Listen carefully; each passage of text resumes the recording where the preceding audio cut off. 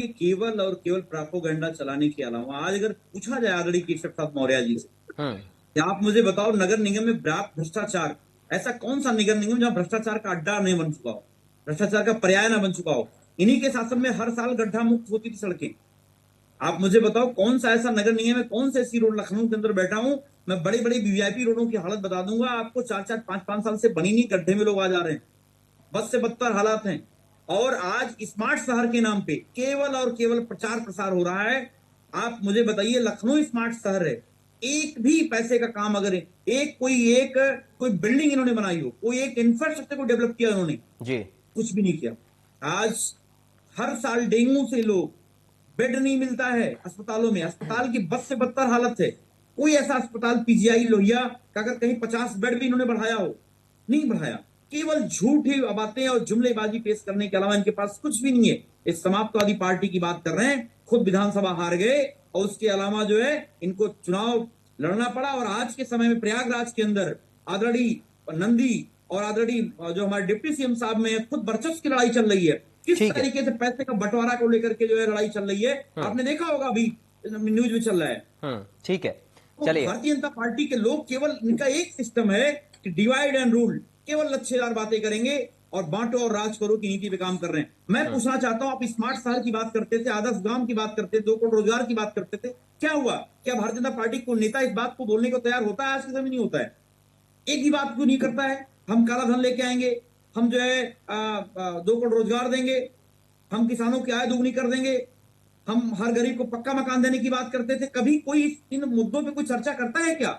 ठीक है, एक परसेप्शन क्रिएट किया जा रहा है कि आज जनता बहुत खुश है, ठीक है जबकि सर। सच्चाई ऐसी नहीं, बिल्कुल अलग है। 400 का गैस सिलेंडर 1200 में मिलता है, डीजल पेट्रोल के दाम आप देख लीजिए, बस से बदतर हालात है कि नहीं है?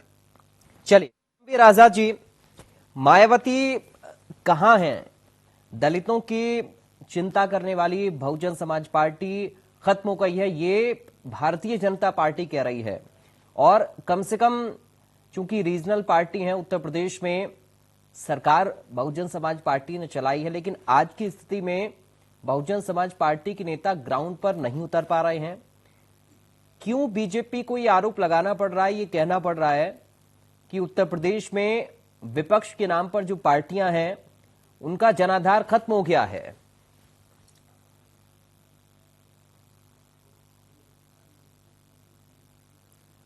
आजाद साहब, आपकी आवाज नहीं आ रही, अगर आप म्यूट हैं तो अनम्यूट करिए।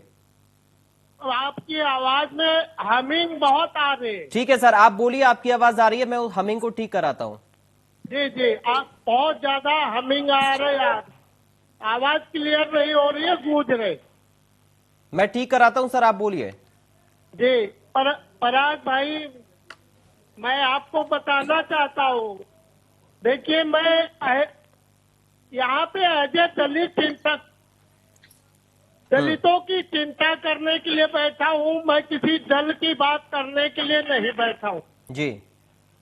और आपने एक अच्छा क्वेश्चन किया कि बसपा जो दलितों की पार्टी थी, आज क्या वजह है कि उसकी मुखिया जो है कोई काम नहीं कर रही है, या क्षेत्र में नहीं जा रहे, या दलितों के बारे में कोई बयानबाजी नहीं, कोई काम।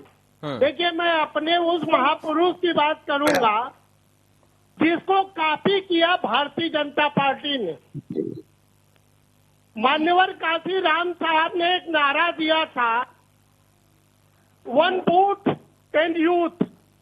आज उसी को कॉपी करके भारतीय जनता पार्टी ने 15 प्रमुख से लेके जिला अध्यक्ष तक का जो संगठन तैयार किया है और जिला अध्यक्ष से लेके प्रदेश अध्यक्ष तक का जो संगठन तैयार किया है और प्रदेश अध्यक्ष से लेके राष्ट्रीय अध्यक्ष तक जो संगठन का स्वरूप तैयार किया है, आज उससे सीखने की जरूरत है सभी दलों को।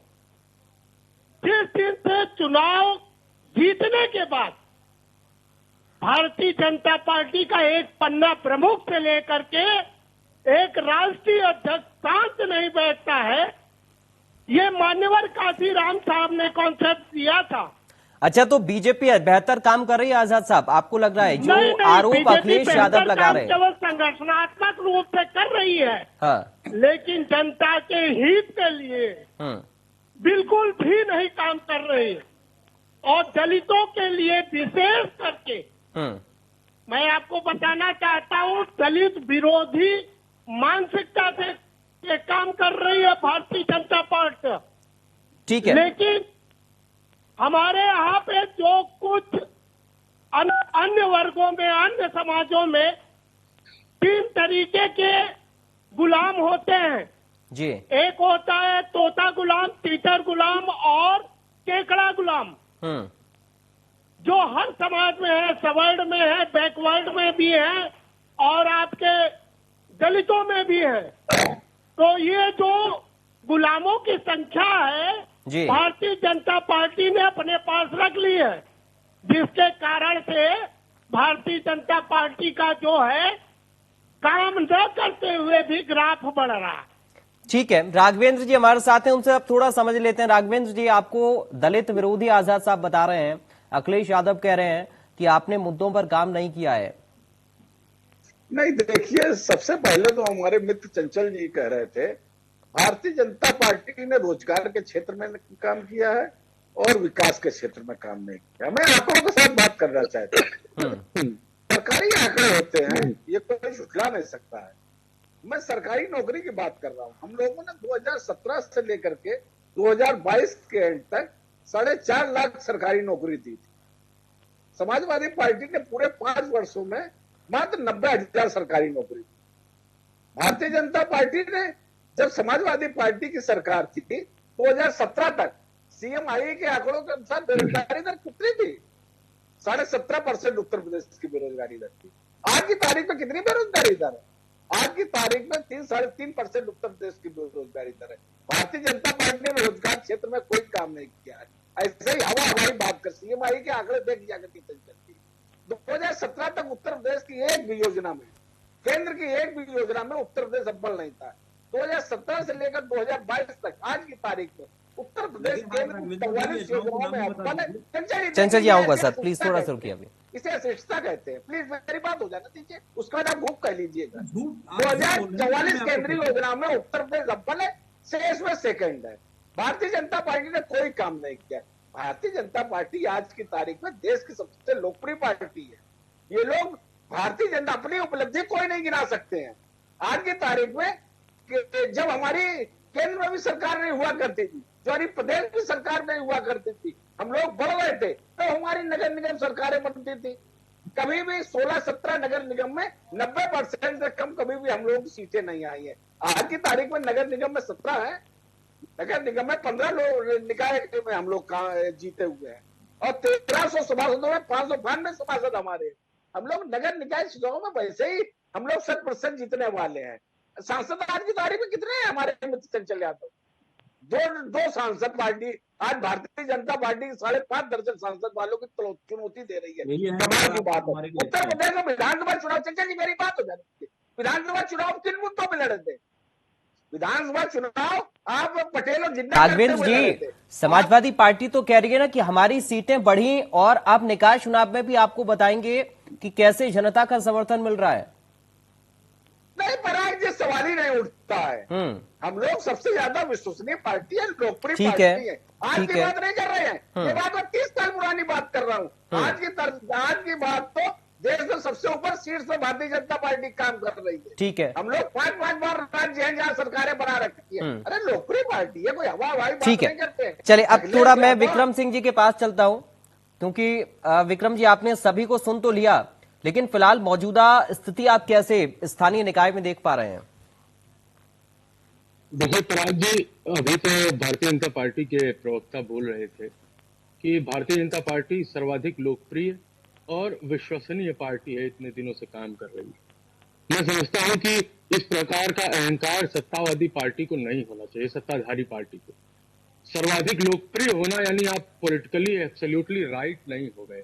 आप ऐसा नहीं कह सकते कि भारतीय जनता पार्टी की सरकार जब से भाजपा की आई है उत्तर प्रदेश में या देश में, तो राम राज्य की स्थापना हो गई, यानी राम जी के समय जो व्यवस्था थी वही आज उत्तर प्रदेश में व्यवस्था हो गई। ऐसा हमको अहंकार नहीं होना चाहिए। अभी भी जनता के पास बहुत सारे कष्ट हैं, बहुत सारे दुख हैं, बहुत सारी जिम्मेदारियां हैं सत्ता के ऊपर, जिसको जनता के दुख को हरना है। भारतीय जनता पार्टी या कोई दूसरी सत्ता हो, सड़क के काम बाकी होंगे, पानी के काम बाकी होंगे, बिजली के काम बाकी होंगे, उनके और रोजमर्रा की चीजें बाकी होंगी। तो इस प्रकार का हमारे अंदर अहंकार नहीं आना चाहिए कि हम सर्वाधिक लोकप्रिय हैं, सर्वाधिक शक्तिशाली पार्टी है, इसलिए हम जो कह रहे हैं वो सबसे सही।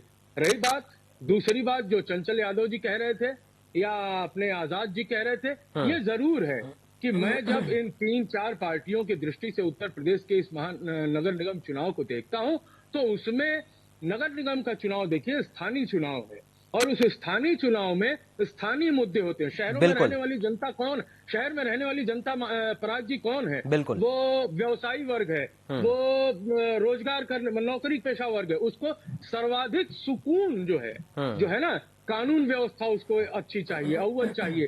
कोई अपराधी उन पर अटैक करके उनसे पैसा धन उगाही न कर सके, कोई व्यवसायी की लूट न हो, ये मुद्दे उनके लिए।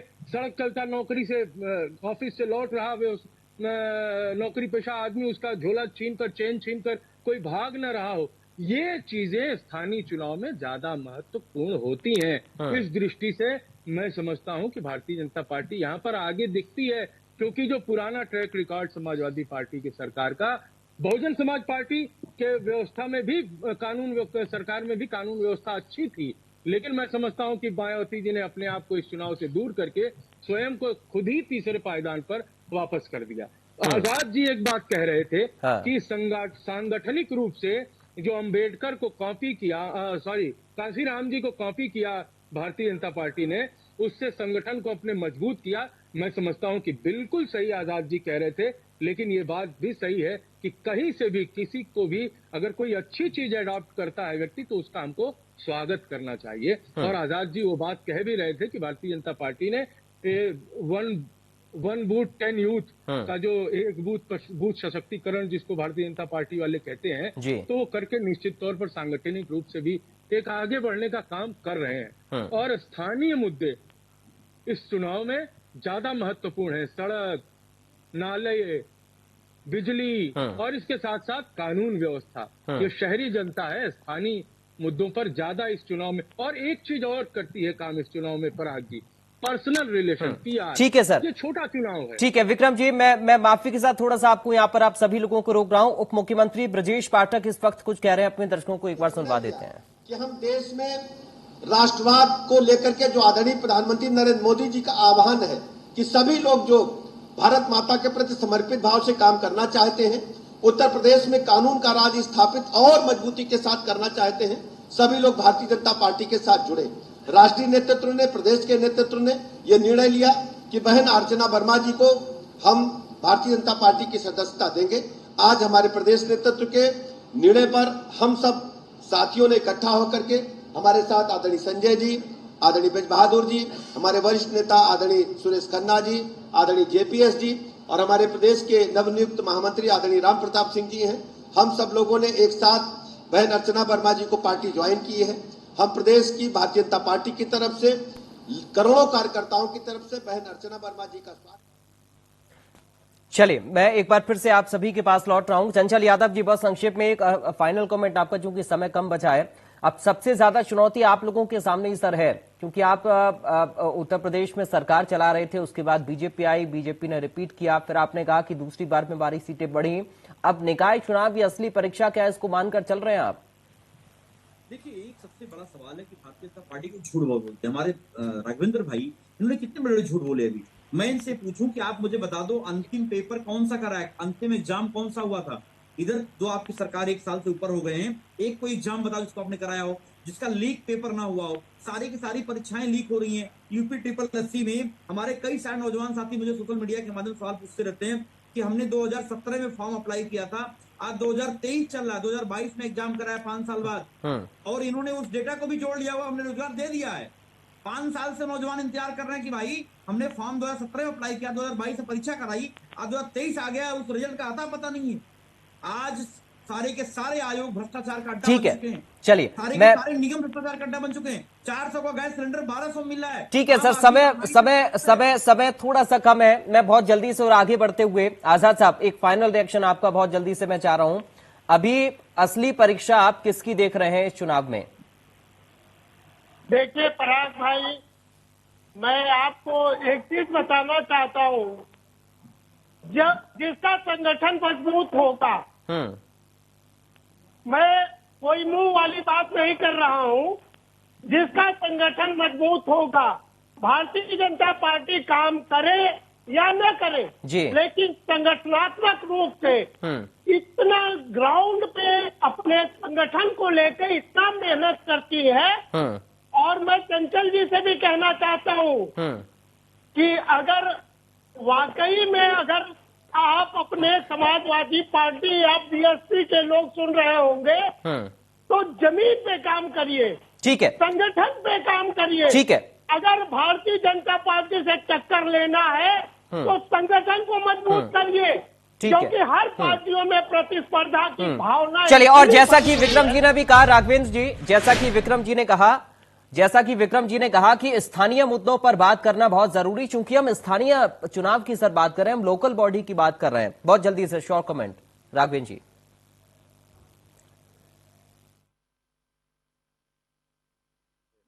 भारतीय जनता पार्टी बार बार चुनाव जीत के आ रही है, बार बार नगर निकाय चुनाव में आधे से ज्यादा सीटें जीतती हैं, तो क्या भारतीय वो अंधी है?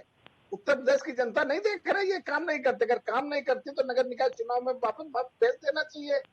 लोकप्रियता, विश्वसनीयता ही लोकतंत्र में आधार होता है, और क्या आधार होता है? भारतीय जनता पार्टी लगातार काम कर रही है। हम लोगों ने दिसंबर के महीने तक पूरा काम खत्म कर दिया था नगर निकाय को लेकर। हम लोगों ने नए मतदाता बनाए हैं, हम लोगों ने कार्यकर्ताओं का प्रशिक्षण किया है, हम लोग केंद्र प्रदेश की योजना लेकर के गए हैं। ऐसा कोई परिवार नहीं है नगर निकाय के क्षेत्र में जिससे भारतीय जनता पार्टी की केंद्र प्रदेश की योजना का सीधा लाभ न मिला हो। ठीक है विक्रम जी, बहुत संक्षेप में एक फाइनल उत्तर सर, जनता के लिए आप क्या बताना चाहेंगे इस चुनाव में?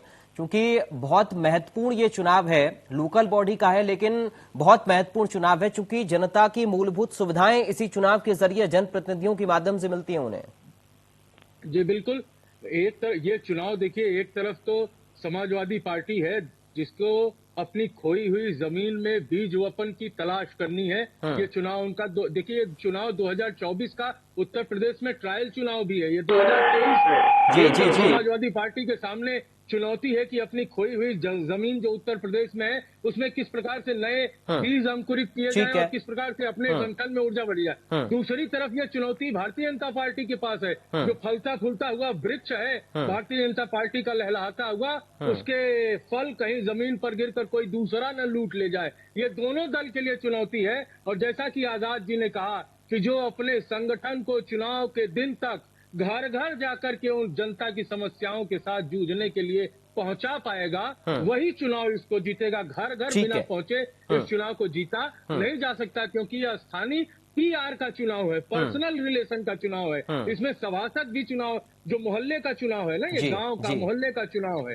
इसमें मोहल्ले मैंने एक एक घर एक एक परिवार से संपर्क करने पर ही चुनाव जीता जा सकता है। बिल्कुल, आपने बहुत बेहतरीन बात कही है, क्योंकि स्थानीय स्तर का चुनाव तो जनता से संपर्क और संवाद उतना ही ज्यादा जरूरी है। बहुत शुक्रिया आप चारों खास मेहमानों का आज की चर्चा का हिस्सा बनने के लिए, और हम उम्मीद करेंगे कि स्थानीय मुद्दों पर बात हो, स्थानीय स्तर पर, चूंकि ये चुनाव होने जा रहा है। तो प्रदेश में नगर निकाय चुनाव को लेकर राजनीतिक दलों में गाहमी कैसे तेज हुई है ये आपने लगातार देखा। बीजेपी हो, Congress party, Samajwadi party, Bahujan Samaj party के जो नेता हैं वो अपनी अपनी सरकार के कार्यकाल की उपलब्धियों को गिना रहे हैं। प्रचार प्रसार में जुटी है भारतीय जनता पार्टी, जहां सरकार के विकास कार्यों को बता रही है कि कैसे और क्या उपलब्धियां हैं, तो वहीं विपक्ष पर भी निशाना साधने से बीजेपी के नेता नहीं चूक रहे हैं। दरअसल निकाय चुनाव की चूंकि हम बात कर रहे हैं, तो इसको लेकर खुद मुख्यमंत्री योगी आदित्यनाथ आज वाराणसी दौरे पर हैं, और मुख्यमंत्री का उतरना मैदान में, उसके बाद डिप्टी सीएम केशव प्रसाद मौर्य ने प्रयागराज में प्रेस कॉन्फ्रेंस की है, हमने आपको सुनाया भी। कॉन्फ्रेंस कर सरकार की उपलब्धियों को वो गिनाते हुए नजर आए। निकाय चुनाव में बंपर जीत का दावा बीजेपी के नेता लगातार कर रहे हैं, और विपक्षी पार्टियों पर जमकर निशाना भी साध रहे हैं, उनके कार्यकाल को कोस भी रहे हैं। उधर केशव प्रसाद मौर्य ने कहा है कि इस बार सभी नगर निगम, उत्तर प्रदेश में सभी नगर निगम, नगर पालिका और नगर पंचायतों में सिर्फ कमल खिलेगा। और इस दौरान केशव प्रसाद मौर्य ने कैसे विपक्ष पर निशाना साधा था, कैसे उन्होंने कहा था कि सपा में भगदड़ मची हुई है, बसपा पूरी तरह से कहीं दिखाई नहीं दे रही है, बसपा खत्म हो चुकी है। उन्होंने यह भी कह दिया कि समाजवादी पार्टी समाप्तवादी पार्टी बन गई है, बसपा समाप्तवादी पार्टी यानी कि पार्टियां खत्म हो गई हैं। उधर शनिवार को अखिलेश यादव ने किस तरह से निशाना बीजेपी के ऊपर साधा था, यह भी आपने देखा था। तो फिलहाल अभी हमें उम्मीद है कि स्थानीय मुद्दों पर बात हर राजनीतिक दल के नेता करें, ताकि जनता उनकी बातों को सुने, उनसे संवाद भी स्थापित करे, एक सकारात्मक माहौल में चुनाव हो और स्थानीय जो सुविधाएं, जो मूलभूत सुविधाएं जनता की हैं, वो उन तक पहुंचनी चाहिए। फिलहाल अभी के लिए हमारे साथ इस खास प्रोग्राम में इतना ही। बाकी खबरों के लिए आप बने रहिए इंडिया न्यूज उत्तर प्रदेश उत्तराखंड के साथ। नमस्कार।